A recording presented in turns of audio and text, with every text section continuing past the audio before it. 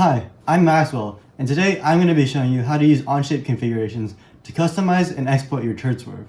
Let's get started. The first configuration on the left allows you to choose your pod type. Turd pod has no bearing and has an off-centered wheel. Nerd pod is a little bit more expensive but has a bearing and a centered wheel. You can also specify your drive motor and azimuth motor, choosing between Neo, Sim, Mini Sim, Falcon, and Kraken.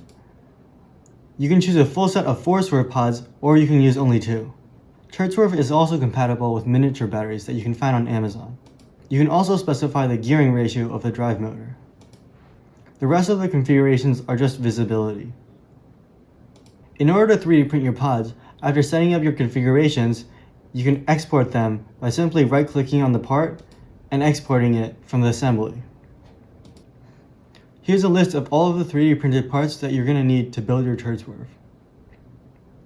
In order to export the DXF file of the main plate, you'll need to open the part. Make sure your configurations match the configurations that you chose in the assembly.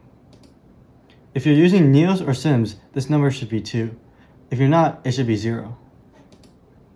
Export your part by right-clicking on this front plane and click Export as DXF.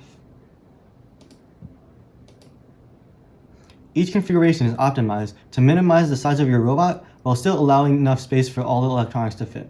To see the optimal arrangement of your electronics, you should open the name positions down here. Here you can select the electronics arrangement that corresponds with your configuration. The first number is your pod count. The second one is your battery type. And the last one is whether or not you're using Spark Maxes or a different external motor controller. Now you're ready to print and assemble your NERDSwerve. Good luck and happy swerving!